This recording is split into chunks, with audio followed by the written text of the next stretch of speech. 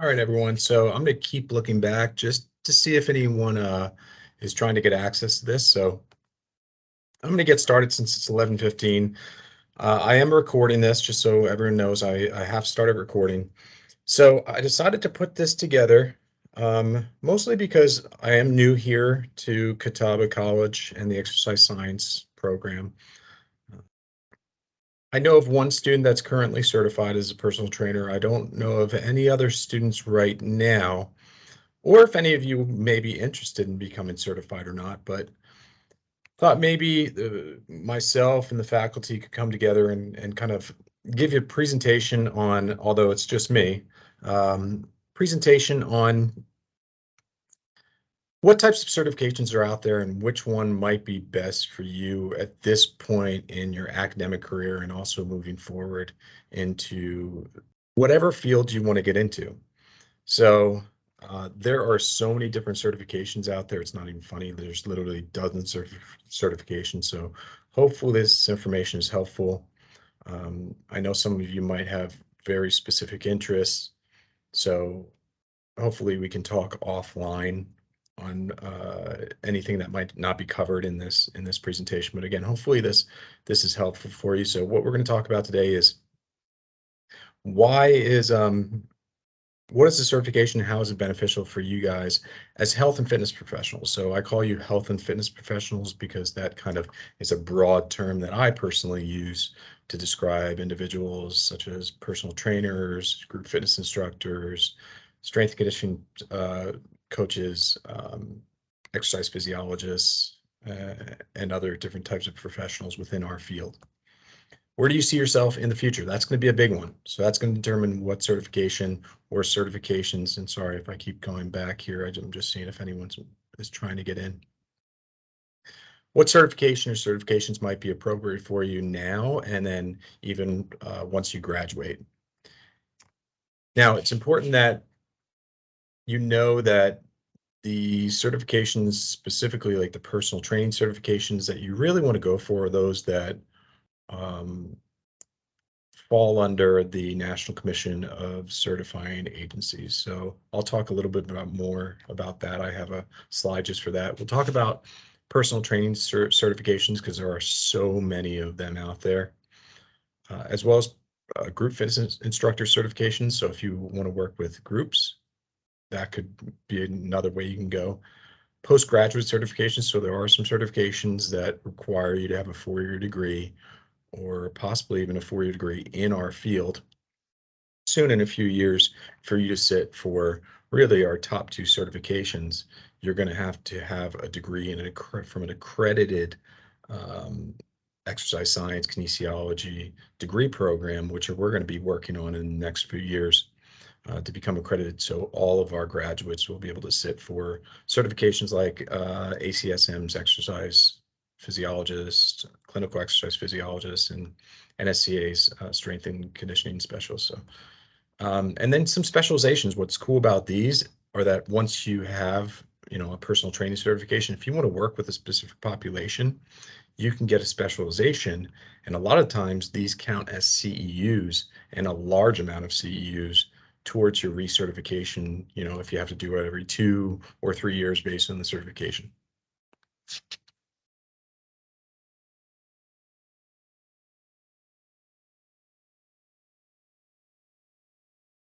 All right, so what is the certification? How does it benefit you as a health and fitness professional? Unfortunately, this is not a regulated field. So the field of health and fitness, specifically personal training, is not regulated. They've tried passing bills up and down multiple states to require personal trainers to either have a 4-year degree and NCCA certification, or certain, if not a degree in the field, a certain amount of hours training, like 300 hours training. I mean, it always got shot down. Just think about these big box gyms, LA Fitness and Planet Fitness and all these other fitness centers that would have to send all their trainers back for training or school and then have them come back and then have to pay them more. There's just so much money to be lost. But that's scary because there's a lot of people out there, and I've seen it, especially in New York City, where all the trainers were aspiring actors and models, and that thought, oh, just because I'm in shape and young and fit, I can do personal training. I could somehow pass an exam, or even not even pass an exam, and train people. I mean, I remember being in gyms and, when I was younger, and them asking me if I wanted a job. And, I might have not even been certified at that time. So they might give you a certain amount of time to get certified, but you can still train people, which is scary, especially not knowing the science behind it, because it's really easy to hurt people. So now, if you're interested in nutrition, obviously Dr. Bowser is the one to talk to, but the requirements on if you can actually provide nutritional information to individuals, so your clients, being a health and fitness professional and not a registered dietitian, is going to differ from state to state. Now, I did put a link here, and I'm going to make this a PDF and send it out with the recording from the American Nutrition Association, where they actually, from state to state, they talk about the regulations when it comes to being able to provide nutritional information. All right. Getting them so often required to obtain employment in health and fitness settings. So mostly every setting is going to require you to have a certification, specifically an NCCA certification, and I'll talk about those, and I'll bring up a list of them. So any types of gyms, community facilities like your YMCA's, your Jewish Community Alliances, your corporate fitness settings.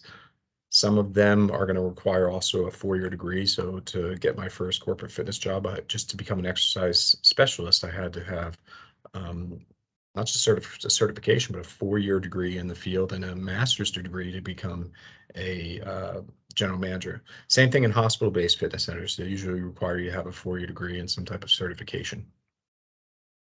If you want to own your own business, it's always good to say that I'm a certified personal trainer, a certified exercise physiologist, a certified strength and conditioning specialist.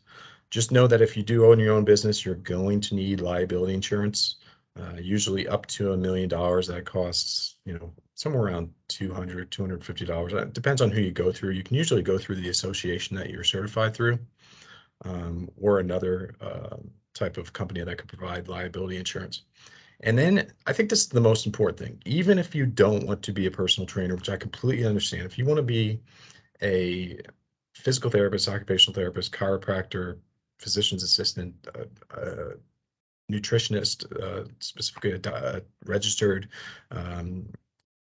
dietitian nutritionist, if you want to go back to school for that, this gives you one-on-one experience working with individuals.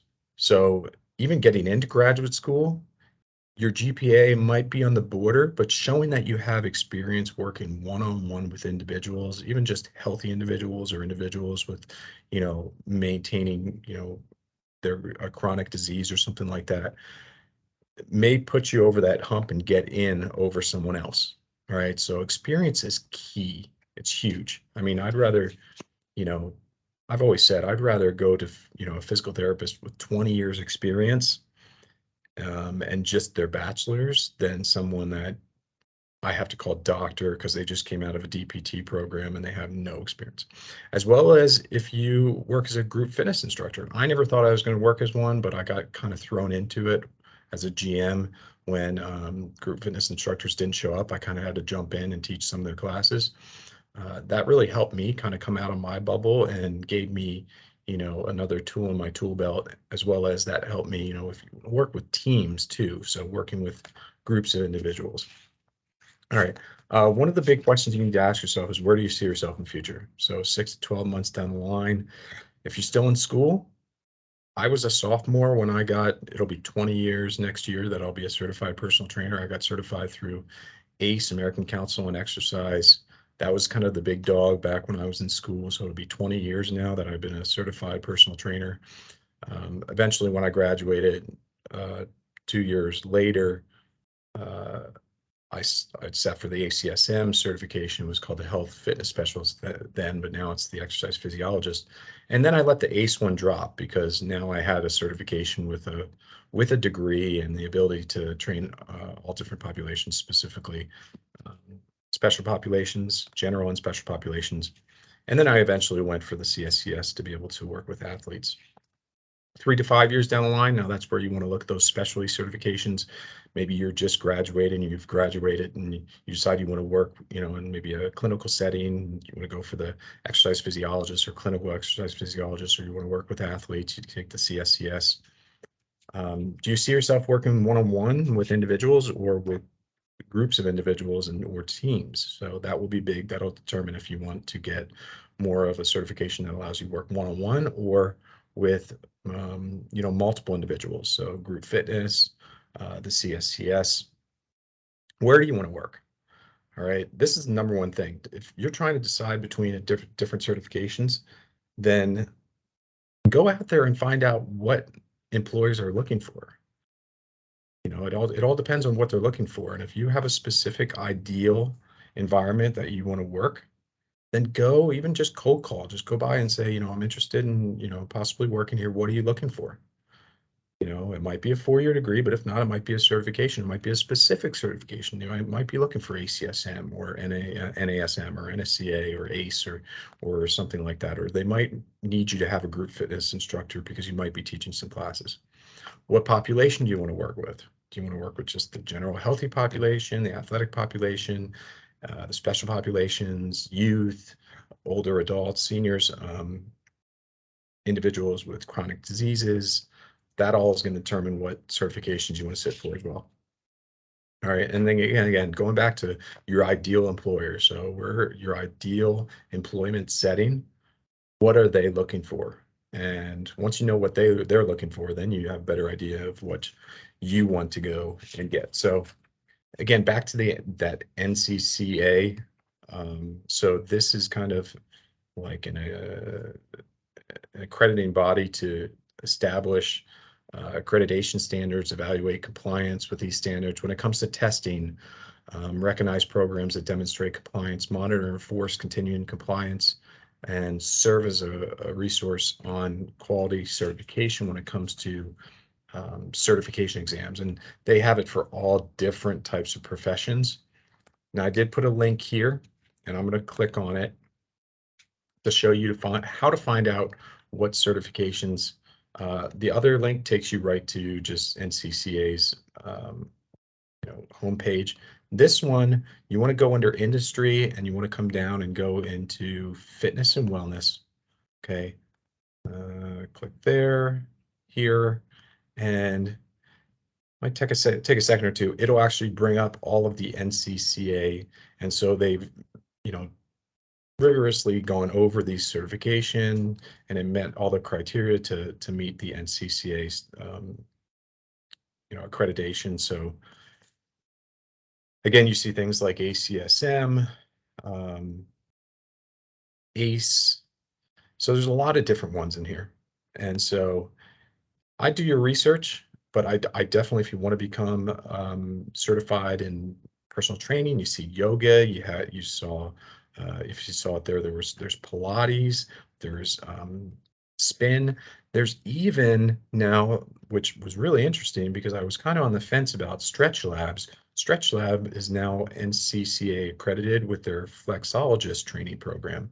And I just found out that there's one in, I think it's called Harrisonburg, Huntersville, one of those. It's close. It's like somewhat close to here. I looked it up, and the head flexologist is actually a Catawba grad.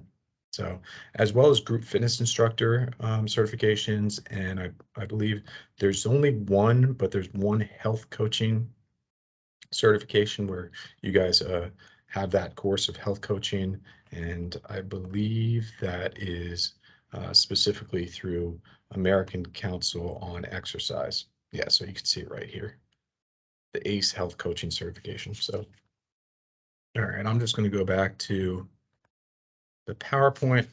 Hopefully that was helpful. So again, use that, and I would really suggest getting an NCCA certification.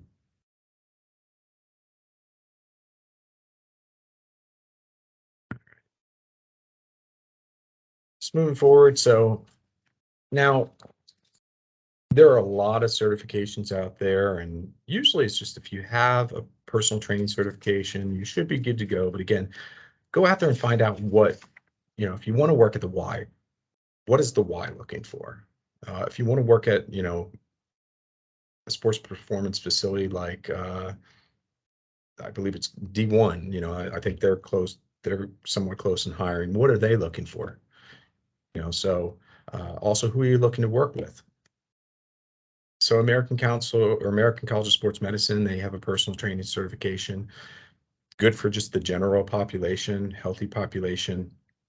Maybe if, working towards your degree, possibly in a hospital-based wellness center, knowing that, that might lead you nicely into the exercise physiologist or clinical exercise physiologist certification. NSCA has a CPT exam. So that could, if you're interested in working with athletes, I'd probably be, before you can sit for the CSCS, my personal suggestion, if you want to work with athletes, is go with the NSCA CPT, because the material is very similar between the two textbooks for the CPT and the CSCS. The CSCS just gets a lot more in depth when it comes into programming for athletes as opposed to general population. NASM, I really enjoy NASM. My last university, we were academic partners. I taught a course specifically for their CPT exam and another course specifically for their corrective exercise specialist certification, or specialization. Just know that, if you haven't been introduced to NASM, they have their own periodized model called the Optimum Performance Training Model, where they have like 5 different phases, and you have to know everything about these 5 phases, um, and what exercise fall within which phase. So I would probably give yourself a good 6 months of studying if you decide to go for this one. And what's pretty cool is that they have a really in-depth, comprehensive, like online study program that you can get with a certification. And then American Council on Exercise, again, this was kind of the top dog. This is still what I consider, I put there the big 4, but these are the big ones that mostly people are looking for. So ACE has kind of lost its identity over the last, couple decades, but they're still up there as well. So if someone is looking for ACE, your ideal employer, I'd probably look into getting ACE. Group fitness instructor certifications, so AFA, they actually are owned by NASM now. That's a big one. American College of Sports Medicine has a group exercise instructor, as well as American Council on Exercise. So these are some of the big ones when it comes to group fitness, and NCCA certified group fitness instructor certification. So if you want to work with groups, this is the best way to go. Again, this is a great way to earn some extra cash too. So not only was I a general manager, I was also doing personal training, you know, in addition to my salary as a general manager, and I was picking up group fitness classes. And it really got me out of my bubble. I'm not a very outgoing person, but people tended to like my classes, especially males. I like to do a lot of like sports performance stuff and higher intensity things. So it could give you some experience then to work with teams. If you're working with, you could be working with up to 20 athletes as a strength and conditioning coach. So this might be a good direction to go as well, and a good way to make some extra cash. All right, postgraduate certifications. So again, if you want to work, or our exercise prescription course is preparing you for the exercise physiologist exam. They are getting a little bit away from when it comes to their competencies, working with a lot of different special populations. I think that's, getting a little bit more into the clinical exercise physiologists. The difference is between the two, that you need a certain amount of clinical hours with a bachelor's degree. And with a master's degree, you need a little less clinical hours in all the different settings to be able to sit for that exam. But if you really want to work in a hospital setting with individuals, cardiac rehab, neuro, pulmonary, things like that, definitely look into ACSM's clinical exercise physiologist. ACE kind of came out with their own one called Certified Medical Exercise Specialist, that is NCCA approved, but doesn't really hold up to ACSM. But again, if that's what the facility is looking for, then that's what you want to go for. Just to let you know, before that, NCCA did come out with a Certified Special Population Specialist, CSPS. The material is really good, but it's not NCCA certified, but it's their own take on these types of certifications. I didn't put it in here because it's not NCCA certified. And the NSCA CSCS. So this is the top dog if you want to work with athletes. It's important that moving forward, we're going to become accredited. So, if you're a freshman, sophomore, there's a good chance we'll be accredited, and you'll definitely be able to sit for this exam as well as the exercise physiologist exam and clinical exercise physiologist exam. But also they have the Collegiate Strength and Conditioning Coaches Association, where if you want to specifically work with collegiate athletes, this is also a good one to get as well. That's one that you'll need a degree for as well. Another one that is not NCCA certified, but I wanted to put it in here, is a new one from NSCA as a certified performance and sports scientist. Now, that if you want to work specifically like in a research setting, in a laboratory setting, working with athletic population, doing more research, this might be a direction to go. Since this is new, I'm not really well versed in this one, and really if people are really looking for this or not, but if it is a requirement, then this is something you want to look for. So these, I know this is a lot of stuff going on here. I just wanted to show you all the different types of specializations you can go in and directions you can go in when it comes to just general fitness, sports, and special populations. So NASM has a corrective exercise specialist certification that I really enjoy. I got certified in 2009, as well as their performance enhancement specialist. Performance enhancement specialist is kind of like an ASM CSCS, but just for an individual. So it takes more individual approach as opposed to a team cookie cutter approach. It breaks down to the individual through proper assessment and individual program design based on their sport and their needs.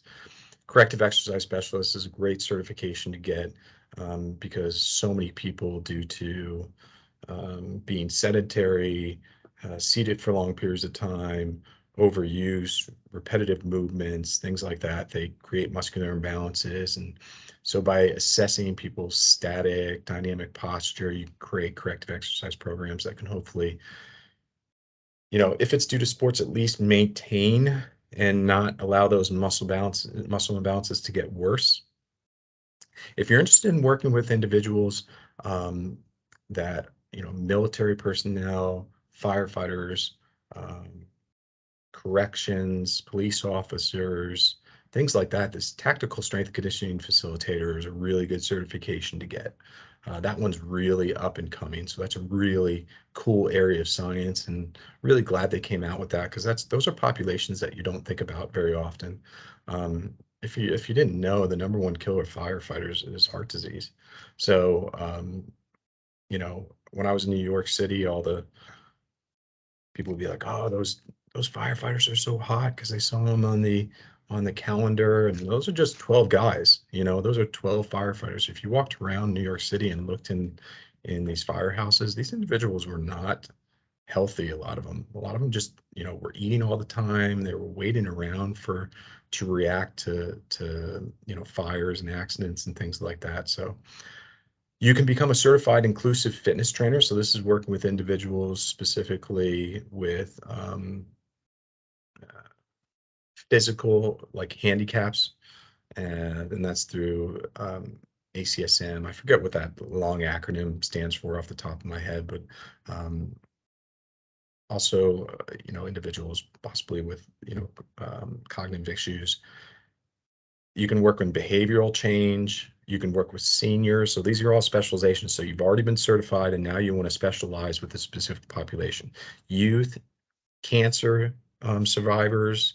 If you want to work just specifically with women, because a lot of times women, only want maybe female trainers, and you want to specialize in just women's fitness. NASM has a women's fitness specialist. If you want to work with individuals with autism, ACSM and Exercise Connection has a really good certification called an autism exercise specialist. Certified physical activity and public health specialist. So this is somebody that might go out in the community. This might be paired with maybe having a degree if you want to go for public health or health education and promotion. And again, really cool. I like this now, this flexologist training program by Stretch Lab. And there's so many more. And just know one of the best things about this is that once you get certified as a personal trainer, as an exercise physiologist, clinical exercise physiologist, strength and conditioning specialist, all these main certifications, these specializations can count towards your CEUs to recertify, because I know NASM is every 2 years, but the other ones, NSCA, ACSM, and I believe ACE are every 3 years. You have to recertify with a certain amount of continuing education units or credits, as well as recertifying your 2-year CPR AED certification. Now, this was put together by Dr. Bowser, but health coaching, this is another direction that people are going in. So you see things like Noom out now. This isn't so much telling people what to do, but instilling the ability to make the right choices, to change their behaviors. As of right now, the only NCCA accredited health coaching certification is from ACE, so the Certified Health Coach. There are a few other ones out there. There is Well Coaches that is affiliated with ACSM. So you just want to look in, again, what are employers looking for, all right? Don't go out and get a bunch of certifications, because especially really similar ones. Again, once I got ACSM's exercise physiologist or health fitness specialist, I let the ACE one drop because I can now work with general populations with ACSM and even special populations. So I didn't need that ACE one anymore. That's just more money I have to spend to get recertified and do continuing ed and all that other stuff. Nutrition, the best way to go is to actually, and we'll be developing, and Dr. Bowser will be starting a master's in dietetics here. So that's the best way to do it, is to become a registered dietitian or registered dietitian nutritionist. You can also specialize in sports dietetics. So that's something that's really cool too. Just know that you'll have to go through a master's degree and go through a pretty rigorous internship process. Now, NASM has a certified nutrition coach. Now, you don't need a degree for this, so you're pretty limited on what you can give out. You're kind of stuck to recommendations from USDA, My Plate, and guidelines when it comes to US guidelines for physical activity and nutrition and things like that. So just know with these certifications, a lot of the times you can't give out much more information than if you didn't have the certification, but it's good to have that knowledge, all right? Just to give general recommendations when it comes to nutrition. And then you have the International Society of Sports Nutrition that's been around for a long time. You do have to have a 4-year degree for this, but if you have a certain amount of experience and other certifications, they might look at it as a case-by-case basis. So I think that's pretty much it. And I think I'm right about on time. Again, I'm going to send this out to everybody. Hopefully this was helpful. I'd really like to see more students getting certified while they're in school, and getting out there and working, getting the experience. Again, it might get you, a better internship and a job offer right out of school or your internship, as well as maybe even get you into grad school, showing that you've had that experience working one-on-one with individuals or with groups. So if you have any questions, please approach us faculty on what certifications you might be thinking about, so we can help you possibly decide which one might be best for you. So again, I hope this was helpful. And as you know, I'm always around. You know where to find me. If you have any questions that I could hopefully help you with, and if I don't know the answers, I'll get you to someone that does know the answers. So thank you for attending. I'm going to stop recording, and I'm going to post this to YouTube, and I'm going to send you the link as well as the PDF of this presentation, so you can click on all these links and get all the information you need. Thank you.